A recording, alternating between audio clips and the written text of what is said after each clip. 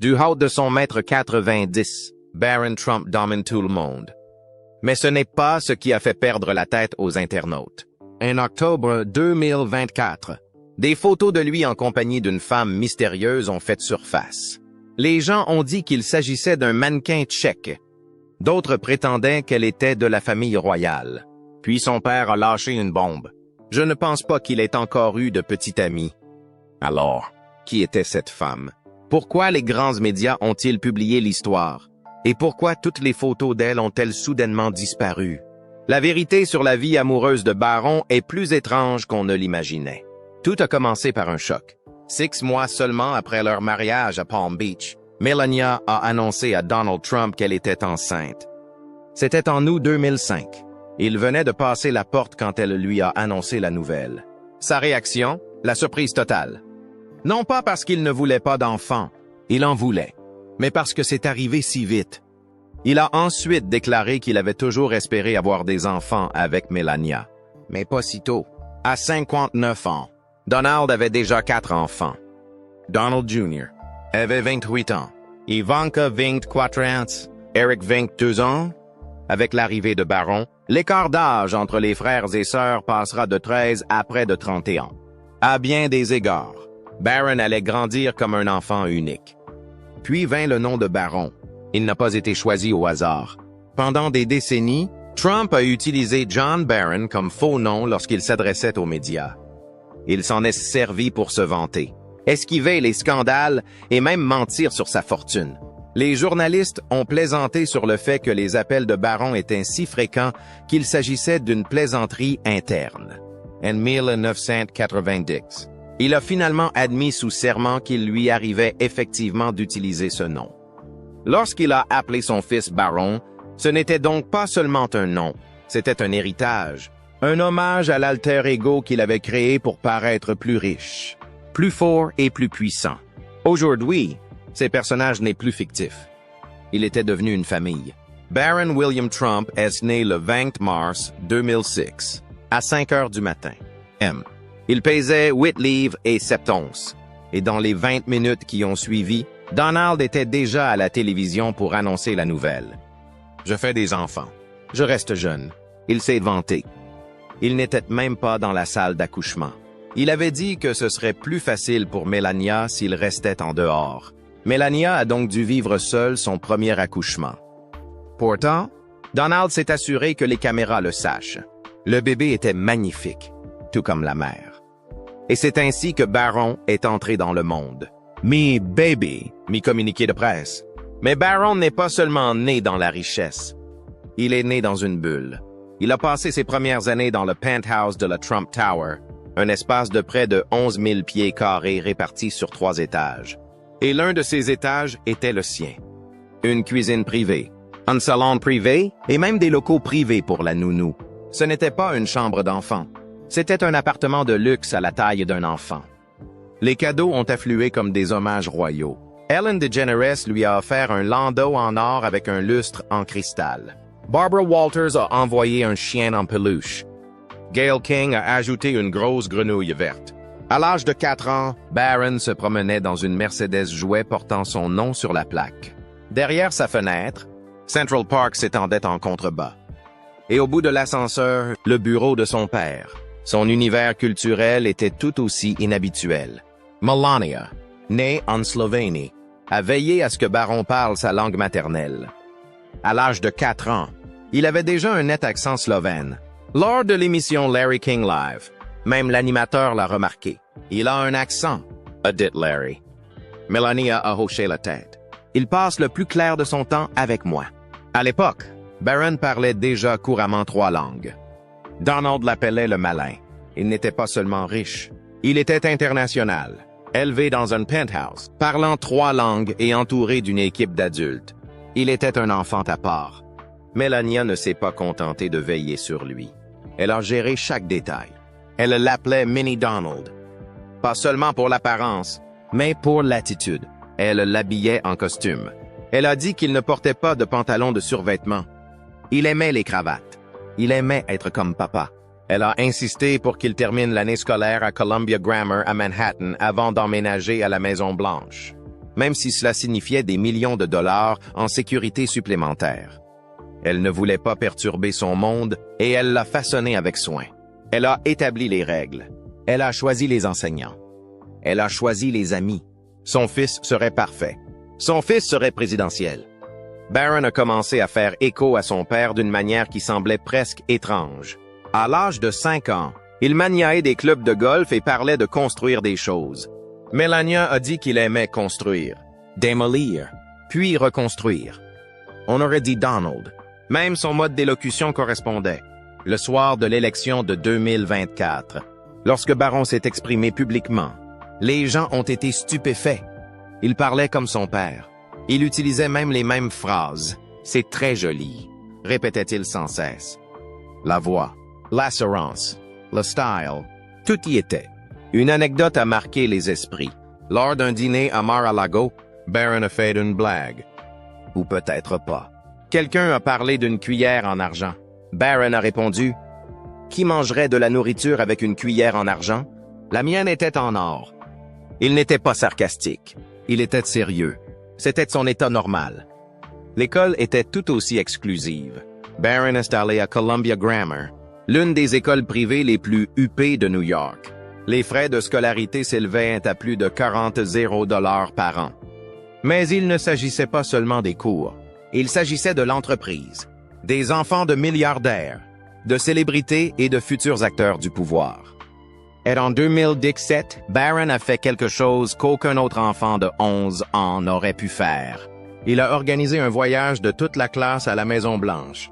Environ 80 élèves ont voyagé sous escorte des services secrets, ont séjourné dans des hôtels de Washington et ont bénéficié d'une visite guidée personnelle. Ils ont rencontré le président et son père. Ils ont déjeuné à la Maison-Blanche. Et ils ont écouté un discours sur la réalisation de leur potentiel. C'était un souvenir que personne d'autre ne pouvait créer. Mais pour Barron, c'était juste une partie de lui-même. Et puis, il y a le coup de théâtre que personne ne voit venir. Barron est devenu oncle alors qu'il était encore bébé.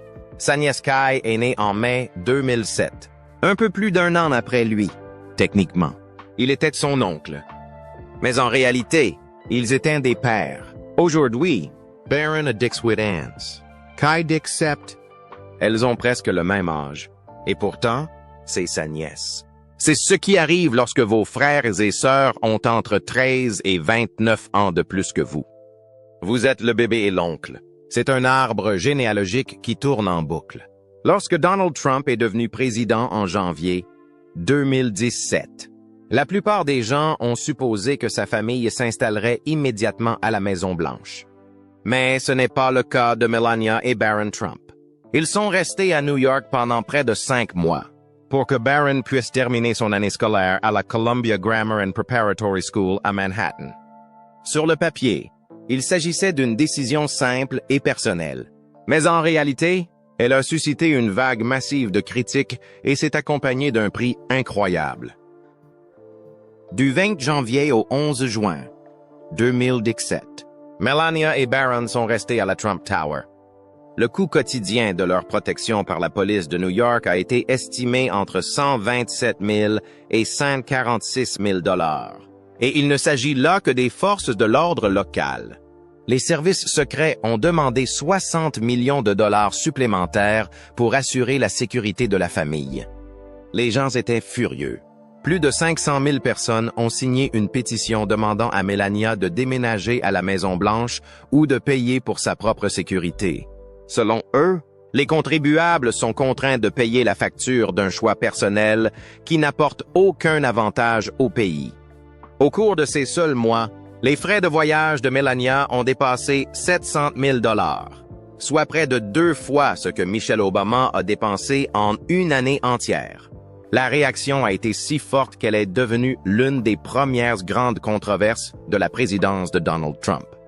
Lorsque Barron s'est finalement inscrit dans une nouvelle école dans le Maryland, cela a provoqué une nouvelle agitation. Il n'est pas allé à la Sidwell Friends School, celle qui avait éduqué tous les enfants de présidents depuis 1986, mais à l'école épiscopale St. Andrew's Episcopal School à Potomac. Il s'agit d'une grande rupture par rapport à la tradition. St.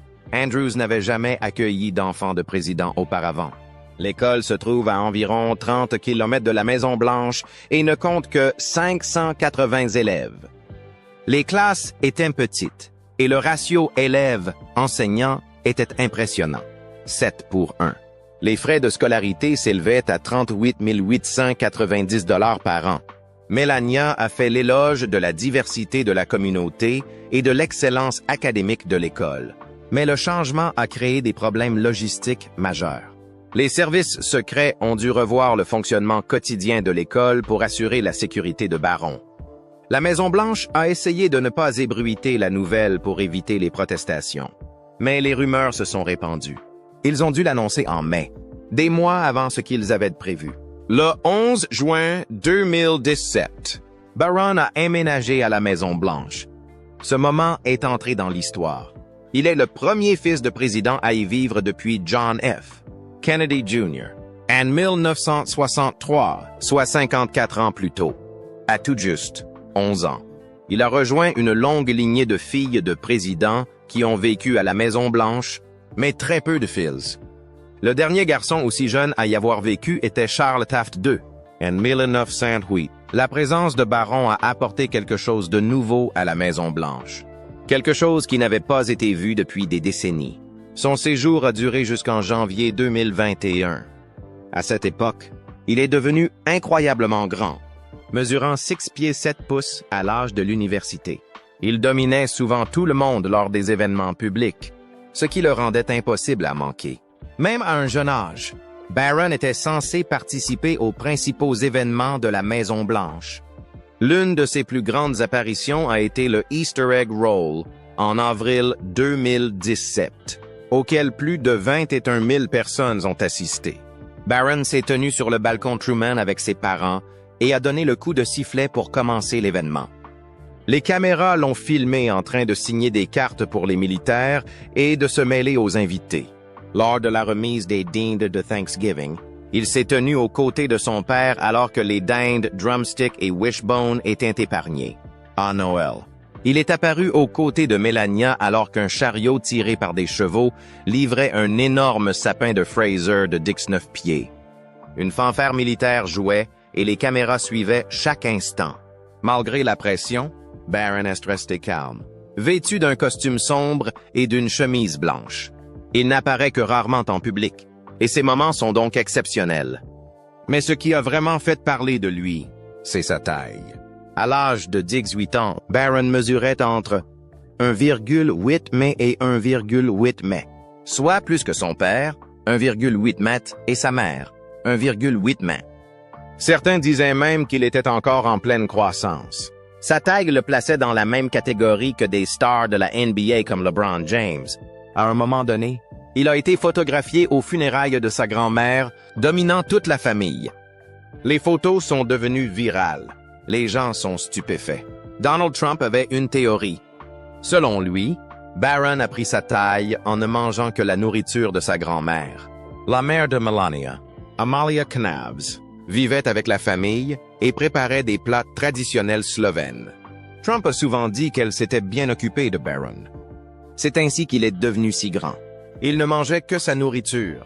Cela semblait être une gentille histoire de famille. Mais il l'a répété si souvent qu'elle est devenue partie intégrante de l'image publique.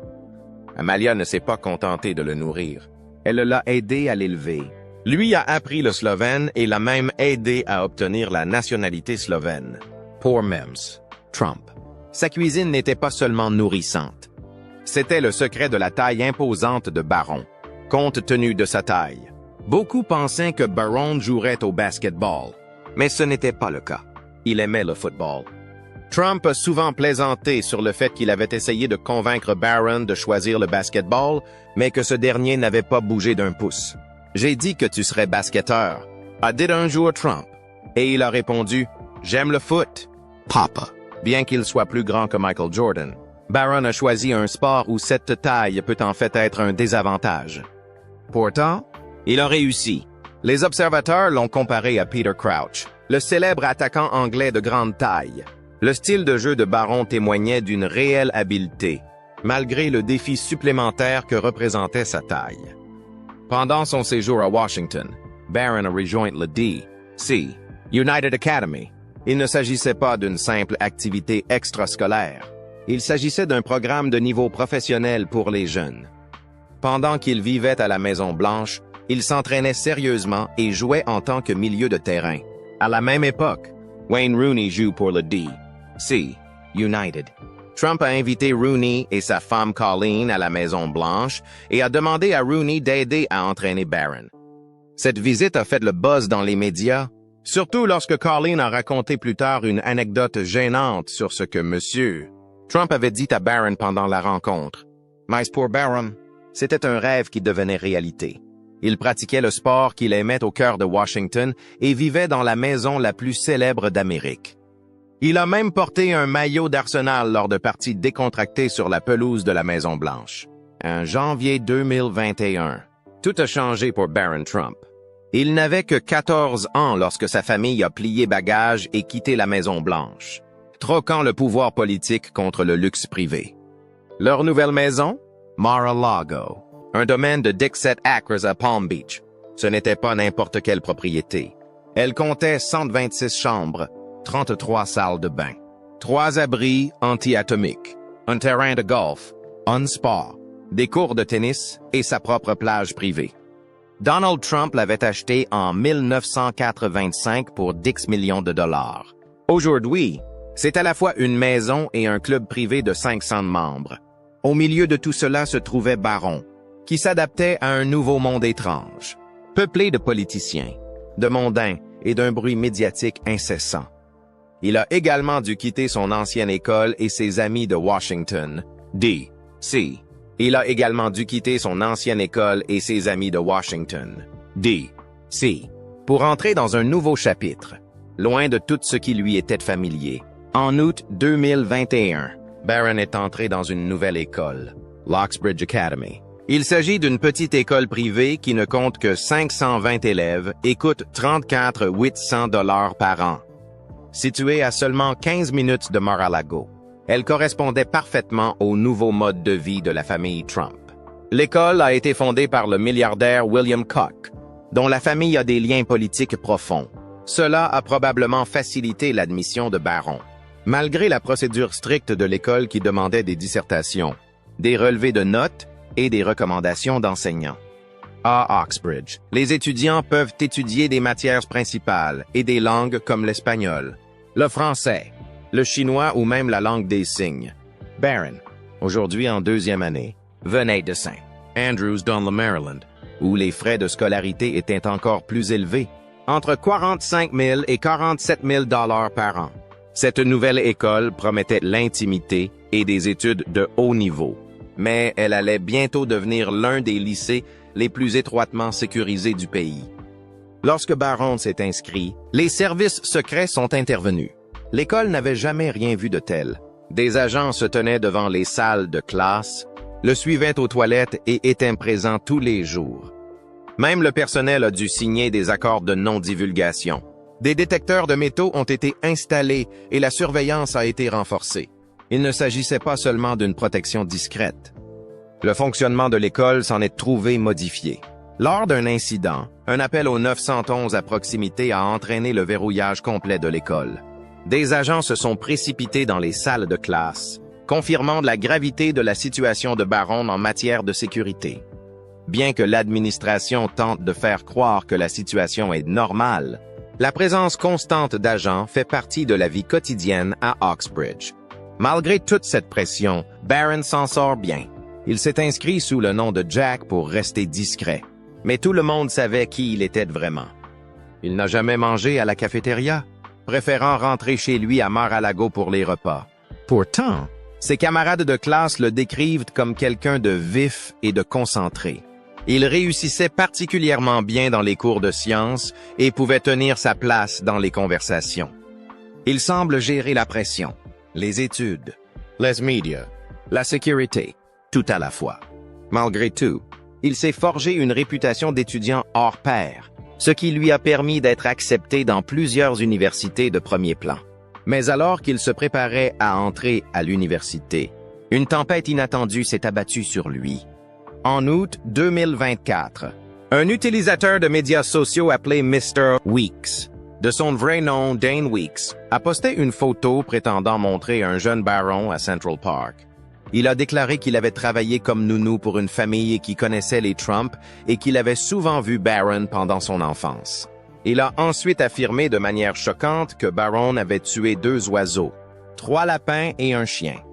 L'Internet a explosé. Un message a été vu plus de 19 millions de fois. Il ne s'agissait plus seulement des Trump, mais d'un incendie viral visant un adolescent. L'affirmation la plus troublante est survenue peu de temps après. Weeks a déclaré avoir vu Barron gifler sa nounou à Central Park. Il ne l'a pas mentionné qu'une seule fois. Il a répété l'histoire sur plusieurs posts en ajoutant à chaque fois plus de détails. Il a déclaré que l'incident s'était produit après l'école et qu'il s'était rendu sur place en raison de son travail avec des enfants qui fréquentaient la même école que Barron. L'accusation était grossière, précise et très incendiaire. Les médias sociaux se sont emparés de l'information et l'ont diffusée. Mais la situation s'est encore aggravée.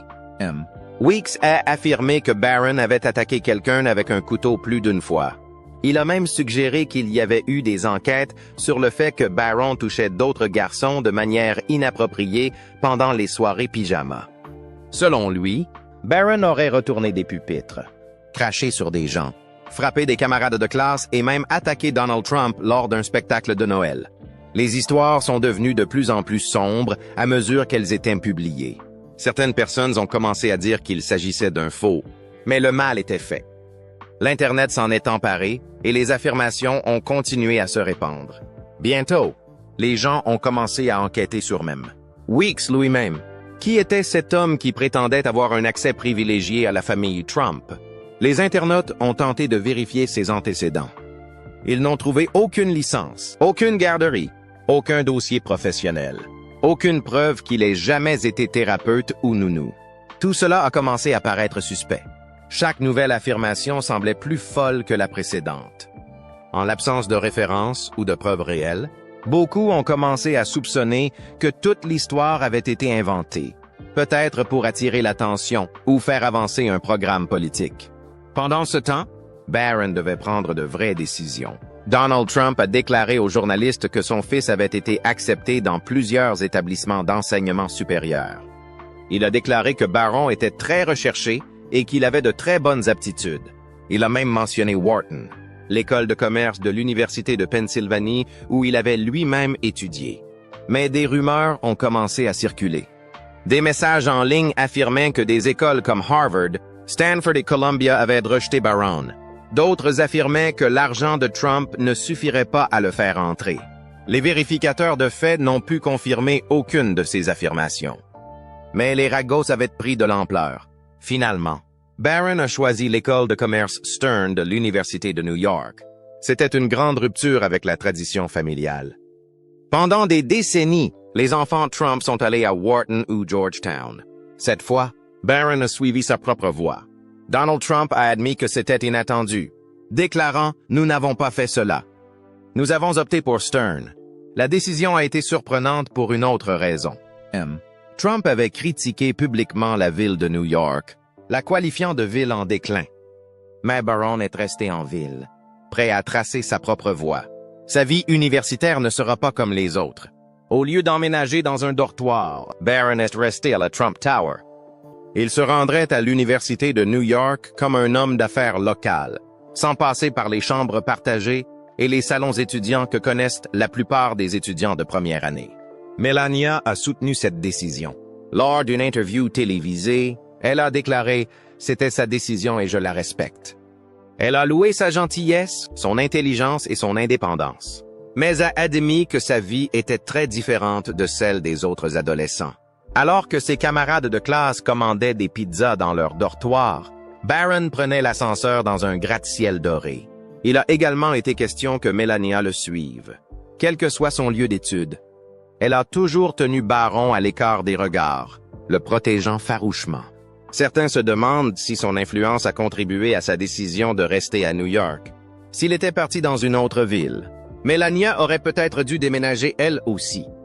Et ce n'était pas facile pour une famille entourée d'agents des services secrets et de tensions politiques. Rester sur place a permis de résoudre de nombreux problèmes. Cela a permis à Barron d'étudier en paix. Melania reste proche et la famille évite de faire encore plus parler d'elle. Le 9 juillet 2024, tout a changé pour Barron Trump. Il venait d'avoir 18 ans et venait d'obtenir son diplôme d'études secondaires. Ce soir-là, lors du rassemblement de son père au Doral Golf Course en Floride, Donald Trump a présenté son plus jeune fils à la foule. C'était la première apparition politique de Barron. Lorsqu'il s'est levé, a tapé du poing et a fait un signe de la main. La foule a explosé. Les applaudissements n'ont pas cessé. Il s'agit de l'ovation la plus forte et la plus longue de tout le rassemblement. Trump avait l'air choqué. Il a ri et plaisanté en disant que Barron pourrait être plus populaire que ses frères aînés. Don et Eric, ce moment unique, capturé par des milliers de téléphones, est devenu viral en quelques heures. Soudain, Barron Trump n'était plus seulement le fils cadet tranquille. C'était une figure montante et les gens voulaient en savoir plus. En coulisses, il se passait quelque chose d'encore plus surprenant. Barron ne se contentait pas d'assister aux événements. Il contribuait à les façonner. Il est devenu la figure de proue de l'une des stratégies de campagne les plus audacieuses de 2024. Le podcast Playbook. Selon des initiés, Donald Trump demandait « Avez-vous parlé de cela avec Barron ?» avant de participer à un podcast. L'approbation de son fils était nécessaire. Cette stratégie a permis à Trump de participer à des émissions telles que Joe Rogan, Logan Paul et à une émission en direct avec Aiden Ross qui a attiré près de 600 000 téléspectateurs. Barron a compris quelque chose que la plupart des conseillers politiques n'ont pas compris. Il a dit à son personnel que la blague n'était pas le même, mais que la blague était d'être dans le même. Il connaissait le fonctionnement de la génération Z et cela a porté ses fruits. Grâce à cette approche, Trump a pris 4 points d'avance parmi les électeurs âgés de 18 à 34 ans. Un pourcentage impressionnant de 87% des jeunes électeurs ont déclaré qu'ils étaient susceptibles de voter. Pour une génération qui penchait à gauche dans le passé, c'était historique. En mai 2024, le Parti républicain de Floride a décerné à Barron l'un de ses plus grands honneurs. Il a été nommé l'un des 41 délégués à la convention du GOP à Milwaukee. Ses frères et sœurs, Don Tiffany, Don Jr. et Eric, ont également été sélectionnés. C'était important. Les délégués sont généralement plus âgés et très impliqués dans la politique. Mais Barron, à quelques semaines de la remise de son diplôme de fin d'études secondaires, a été choisi. Puis ce fut le choc. Par l'intermédiaire du bureau de sa mère, Barron a refusé. Il a dit qu'il avait d'autres engagements. Les commentateurs ont été stupéfaits. Ce genre d'offre ne se présente pas 2 fois. Cela montre que si le parti le voulait, Barron n'était pas pressé de se retrouver sous les feux de la rampe. Mais son influence numérique n'a fait que croître. En mars 2025, Trump s'est exprimé sur Fox News au sujet des compétences technologiques de Barron. J'éteins son ordinateur portable. 5 minutes plus tard, il est de retour, a déclaré Trump. Certains ont ri de la simplicité de l'histoire. Mais l'équipe de campagne savait qu'il y avait plus que cela. Barron avait une connaissance approfondie des médias sociaux, des memes et des tendances en ligne. Il a contribué à orienter la stratégie de contenu, maîtriser les rythmes de TikTok et compris le fonctionnement d'Instagram et de YouTube mieux que quiconque dans l'équipe. Le soir de l'élection de 2024, Barron se tenait debout, littéralement.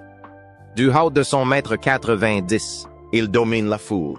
Mais c'est sa stratégie, et pas seulement sa taille, qui a fait la différence.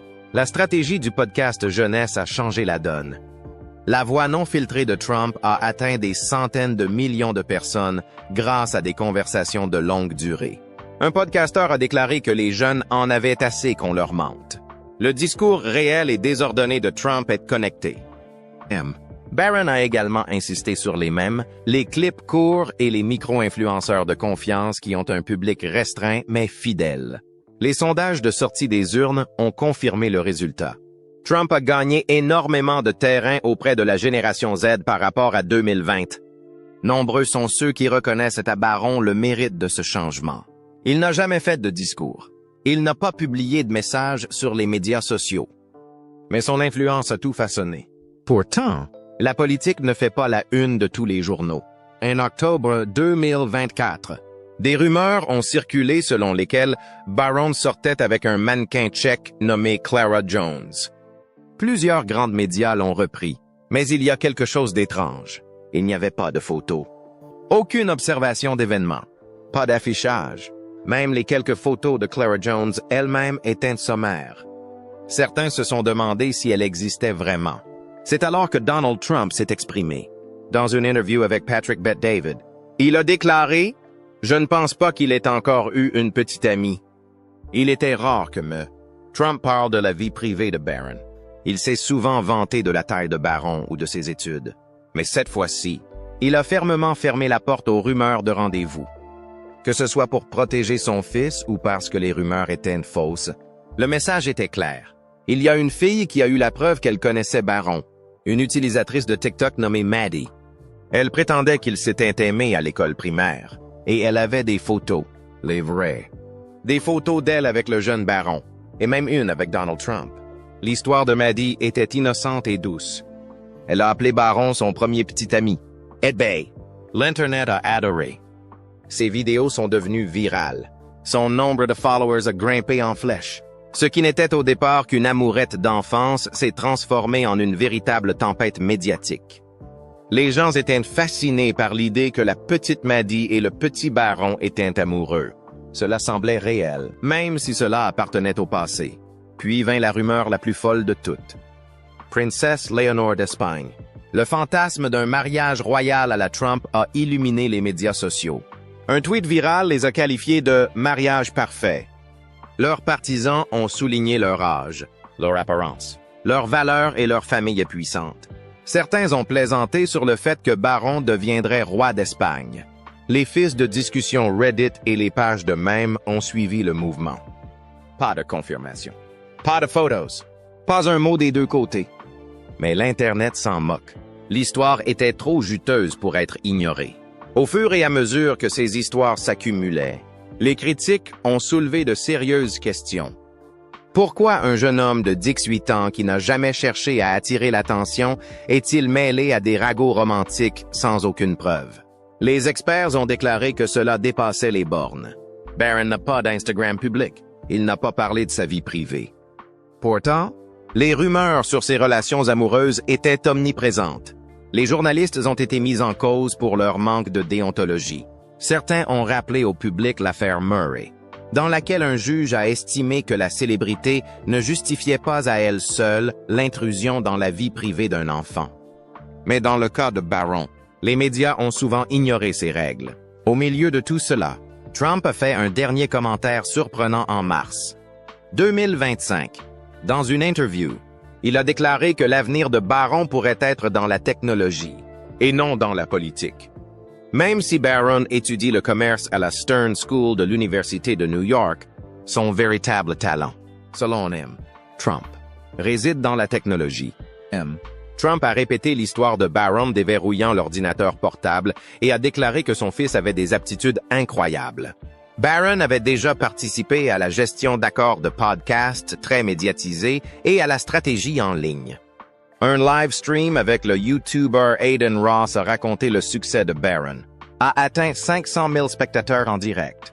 Plus de 5 millions de personnes ont regardé les clips par la suite. Cette influence numérique